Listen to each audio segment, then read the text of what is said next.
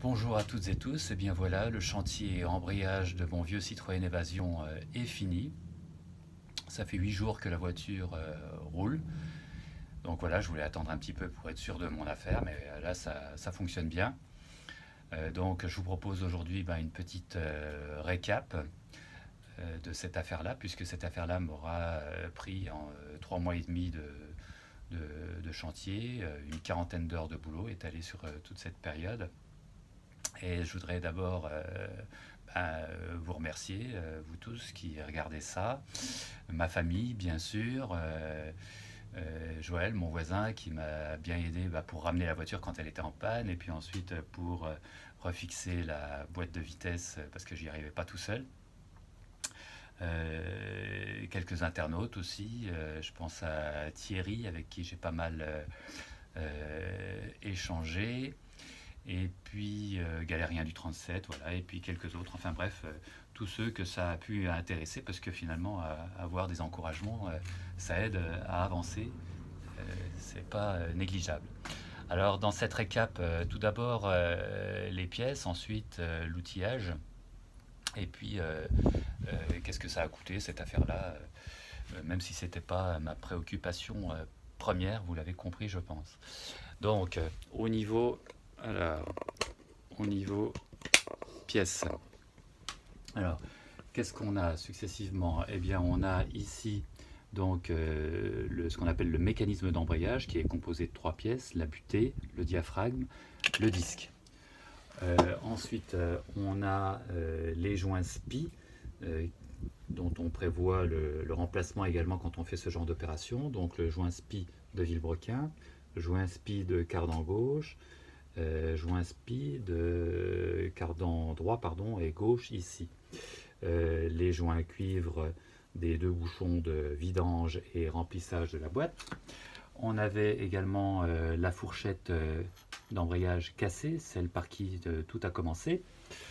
Et puis j'avais également remplacé donc le silent block de support de boîte côté gauche. Donc l'ensemble de ces pièces m'a coûté 188 €, port compris. Donc il y a sans doute moyen de trouver moins cher, mais moi j'ai choisi donc la marque de la monte d'origine. Au niveau outillage, donc il a fallu quand même là pour le coup investir un petit peu, et donc je me retrouve avec un gros objet qui a été mon bras droit pendant ces 3 mois et demi de chantier. Donc voilà, c'est ça, c'est donc ce qu'on appelle une grue, une chèvre, une girafe, enfin bref, tout un bestiaire, mais qui permet de en fait porter le moteur. Donc celle-là, je l'ai achetée dans un centre auto pour 220 €. Et il a fallu que je rajoute une manille,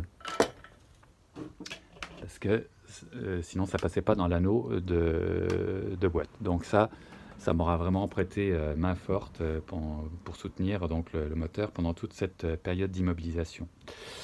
Là-dessus, il a fallu donc un outil spécial qui est l'extracteur de l'axe de la fourchette d'embrayage. Donc ça coûte 65 €. Il y avait là ici un truc qui coûte vraiment pas cher, 3 ou 4 balles, mais c'est extrêmement utile quand vous faites une distribution ou un embrayage. C'est le bloc volant moteur, donc qui bloque la couronne dentée du démarreur. Un extracteur de rotule de direction. Il y avait également voilà, une grosse seringue pour faire le remplissage de la boîte. J'ai rajouté bien sûr une clé dynamo. Alors ça, c'est pas spécifique pour faire l'embrayage, mais dès qu'on fait de la mécanique auto, il vaut mieux quand même que tout soit serré au bon couple. Donc il faut une clé dynamo. Donc voilà, ça et puis encore quelques autres bricoles, plus les consommables. Je pense que j'en ai eu pour 350 € de pièces d'outillage et de consommables, plus 188 € de pièces. Donc voilà, sur la voiture,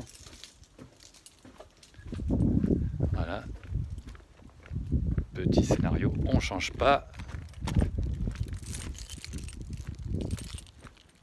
Aujourd'hui il pleut pas, il fait même pas froid. Ça c'était devenu un peu pénible lors de mes dernières séances.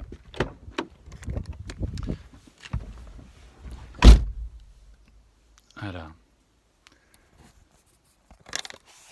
Là, je fais un subtil. Voilà, changement de support. Donc la bagnole. Bah voilà quoi. Ça marche. Nickel chrome. Donc il me restera à faire. Et donc ça sera l'objet d'une prochaine vidéo.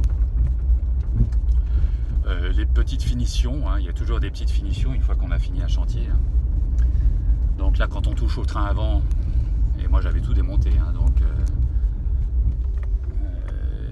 il faut refaire bien sûr un parallélisme. Donc je vous montrerai comment je fais le parallélisme à la ficelle. Enfin, il y a plein de tutos là-dessus, mais c'est artisanal, c'est approximatif, mais ça me semble quand même assez suffisamment fiable. Après tout dépend de l'utilisation que vous faites de votre voiture.